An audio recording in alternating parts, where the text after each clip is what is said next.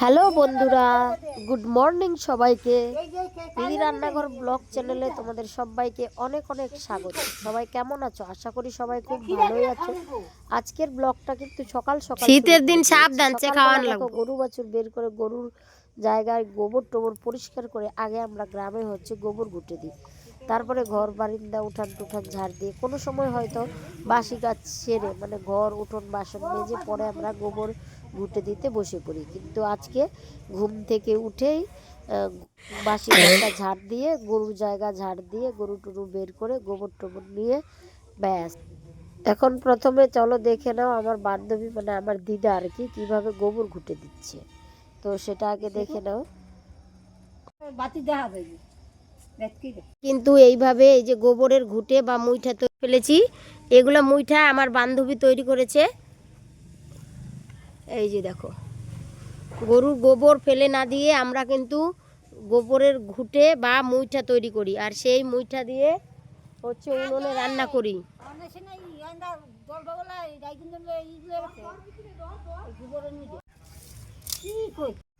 আজকে বানাবো মুইডা।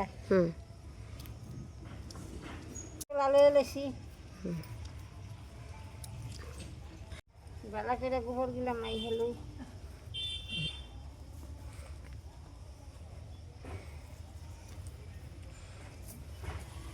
চিপে চিপে মাসি।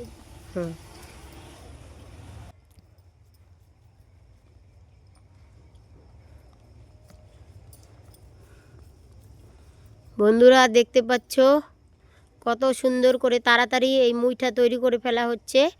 এই মুইঠাগুলো রোদ্রে শুকিয়ে তারপরে আমরা গ্রামে মাটির উনুনে রান্না করি। মাটির উনুনে রান্না করা খাবারের স্বাদের তো কোনো তুলনাই নেই।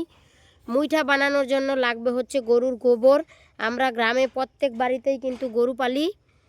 তো সেই গরুর গোবর আমরা ফেলে না দিয়ে সার হিসাবে তৈরি করি, আর এই যে এইভাবে মুইঠা বা ঘুটে তৈরি করি। সেই জন্য লাগবে পাটশোলা, পাটকাঠি। এই যে এরকম পাটকাঠি লাগবে।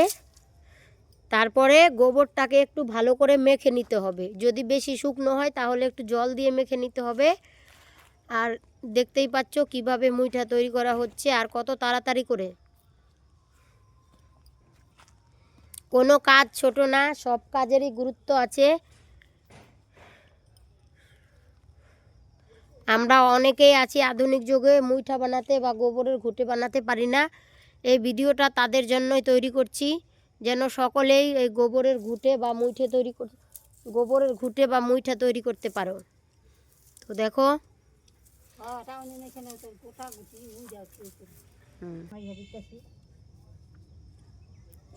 একটা মোবাইল সাত বুঝি না দেখছি কি আমি তো এটা কেটা কই কেটা এটা দেখতাম কই কেটা আমি চিনি না তো কালকে খেয়াল করে দে তুই কই আলি চশমা দিয়া ওটা কলেজে পড়ার সময়, বুঝছেন? কলেজে পড়ার সময় সেই সময় তুলছিলাম ছবিটা, আল্লাহ ছাড়ছি।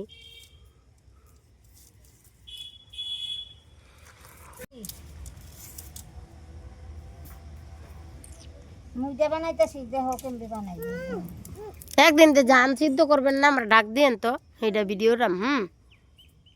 ঠিক আছে।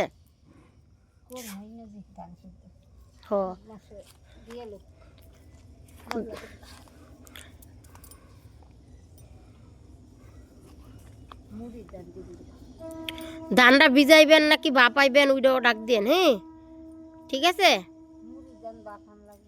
ঠিক আছে। পরে একেবারে মুড়ি বাজতেছেন সেইটাও ডাক দিবেন।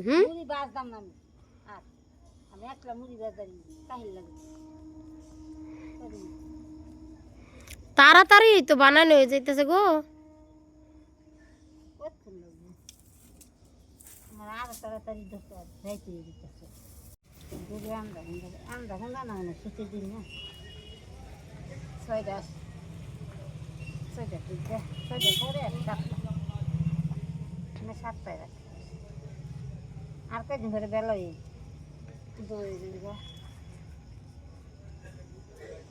আর কদিন ধরে রান্না বন্ধ করতেছিলাম মানে শীতে লেগে একটু বেলা হয়ে যাবে। বাসা নিয়ে গরু তো দেখছি কোন পাক করে দেওয়াস না আসলে দাইতে পারস না বার করার সময় আমার ডাক দিয়ে আনছে কেটা সামনে গরু বার করে গোবর বার করার সময়। গোবর বার করা দেখতে দেখা দিই।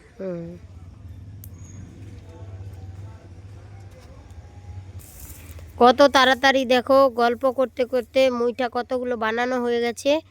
এই যে এই মুইঠাগুলো কিন্তু রোদ্রে 5-7 দিন শুকিয়ে নিলেই ভালোভাবে শুকিয়ে যাবে। তারপরে এগুলো রান্নার জ্বালানি হিসেবে ব্যবহার করা হবে। আবার অনেক দিন সংরক্ষণ করেও রাখা যাবে, 3-4-5 বছর 10 বছর যত দিন ইচ্ছা একবারে বানিয়ে নিয়ে এগুলো শুকিয়ে সংরক্ষণ করে রাখা যায়। আর এই গোবরের মুইঠা বা গোবরের ঘুঁটে দিয়ে রান্না করলে রান্না করা খাবারের স্বাদের কোনো তুলনাই হয় না। মাটির উনুনে হচ্ছে এই মুইঠা দিয়ে রান্না করা হয়। তো মাটির উনুন তৈরির পদ্ধতিও আমার চ্যানেলে দেওয়া আছে, তোমরা চাইলে কিন্তু অবশ্যই দেখতে পারো।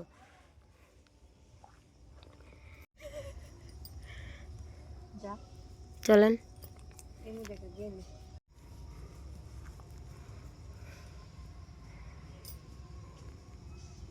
আমরা দেই আমরা বন্ধ করা গোবর দিয়ে আইয়ে পুরা আর ই দিতেন না ঘষি?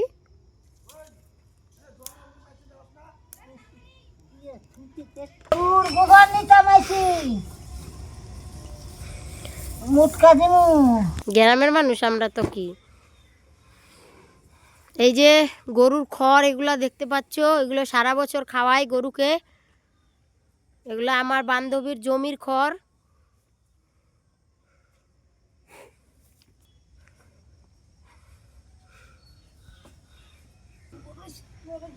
হয়ে গেছে তোলা।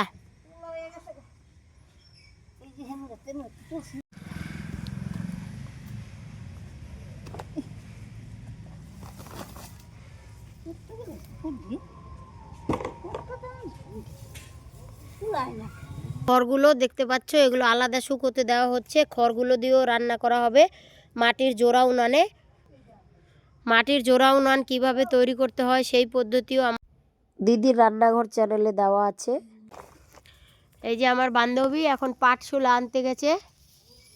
এখন সাইজ মতো পাটশুলাগুলো ভেঙে নিয়ে ঠিক এইভাবে মুইঠা তৈরি করবে। কিভাবে তৈরি করবে, এই মুইঠাগুলো ভালোভাবে শুকিয়ে গেছে। আর যেগুলো আজকে তৈরি করা হয়েছে এগুলো 15 থেকে 16 দিন ভালো করে শুকিয়ে নিলেই একদম 5-10 বছর পর্যন্ত মাটির উনুনে রান্না করে খাওয়া যায়, নষ্ট হয় না। মুইঠাগুলো একদম সুন্দর আগুন জ্বলে।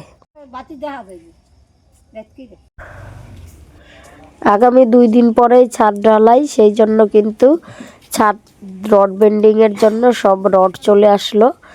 এই যে 1 ট্রলি রড চলে আসলো।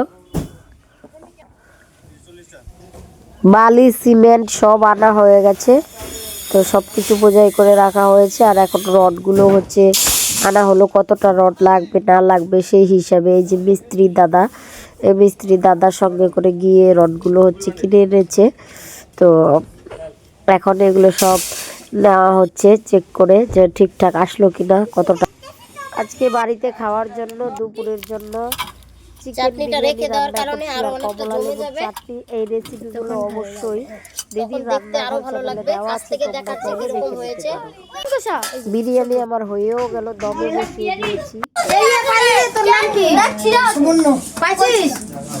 আরেকজনকে আরেকজন ও ছিয়া পাটা এটা আমার বুঝছো তো। আয়া এতে দুজন কোদিকে বসতে বলতো সুবর্ণর দিকে। ছিয়া পাটা আরেকটা ছুটি দাও কি বলা খালটা দিয়ে দিছে। পিটি ছিড়া লাইছে, পিটি ছিড়লে মারি ভাবি। মারামারি কথা বলিস না তো, খালি খাওয়া কথা। মারা কর সবাই ছিড়লে খেতে দেব না। ওই দিন সবাই এই দাঁড়া বেরিয়েছে, এখন নামিয়ে নিচ্ছি। ভিডিও পালাম না ছোট না দে এইটা দিবি কোলায়ন কলেক্টর দিবি কুলোয় না।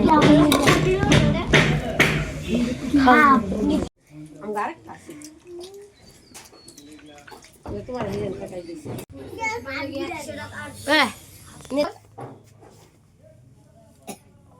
নরম নরম হেরে দিও না শুরু করতে খাইতে পারতো না বেকার খুব ভালো হয়েছে সবাই খুব ভালো হয়েছে খুব ভালো হয়েছে এত ভিড়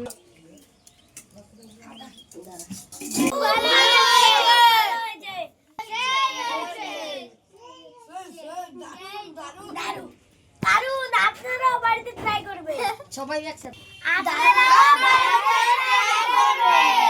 ওই শালা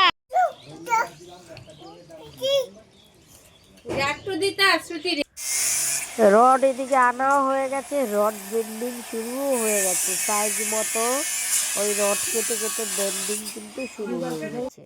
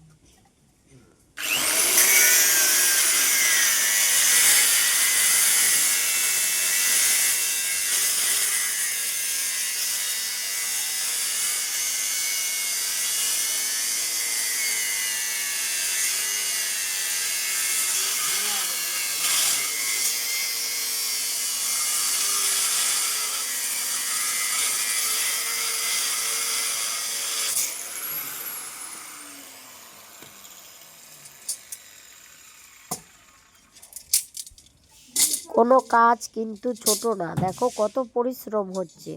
হয়তো 2 পয়সা টাকার জন্যই সবার এত খাটনি, তবুও কিন্তু কাজটাতে খুব রিস্কও আছে। দেখতেই পাচ্ছ যখন রড কাটা হচ্ছে কি সুন্দর আগুনের ফুলকি বেরোচ্ছে। এগুলো যদি চোখে মুখে যায় তাহলে কত ক্ষতি হয়, তবুও তো কাজ তো করতেই হবে। সেই জন্য আমাদের প্রত্যেকের উচিত সব রকমের কাজকে সম্মান দেওয়া। কোনো কাজ ছোট না, সবাই সব কিছু পায় না। কেউ হয়তো ভালো কাঠমিস্ত্রি, তো কেউ ভালো রাজনীতি, কেউ ভালো শিক্ষক, তো কেউ ভালো মাছ বিক্রেতা বা ভালো চুল কাটতে পারে। তো কোনো কাজ ছোট না, আমরা প্রত্যেকেই প্রত্যেকের সমাজবন্ধী, আর প্রত্যেকের প্রয়োজনে সকলের কাছে যাই, হয়তো কিছু অর্থর বিনিময়ে। তাই বলে প্রত্যেকটা কাজের গুরুত্ব কিন্তু একই। সেই জন্য কোনো কাজকেই ছোট করে দেখা আমাদের একদম উচিত নয়। আর প্রত্যেকটা মানুষকে সহ তাদের কর্মকে যথাযোগ্য সম্মান দেওয়া আমাদের প্রত্যেকের উচিত। এদিকে দেখো অ্যাকচুয়ালি বালিও চলে এসেছে আর সিমেন্টও চলে আসা হয়েছে। আমাদের এই ছাদটুকুর জন্য 150 বস্তা সিমেন্ট লাগবে। তো যাই হোক, সব কিছুই আনা হয়ে গেছে। এখন 2 দিন পরে শুধু ছাদ ঢালাইয়ের পালা। পরের ভিডিওতে তোমাদের কিন্তু বাকি অংশটা দেখাবো। কেমন লাগলো বহু কষ্টের পরে আমাদের এই স্বপ্নের বাড়ি তৈরির আনন্দের মুহূর্ত, অবশ্যই তোমরা কমেন্টে জানিও। দেখা হচ্ছে তাহলে পরের ব্লগে। ততক্ষণের জন্য তোমরা সকলেই ভালো থেকো, সুস্থ থেকো। টাটা।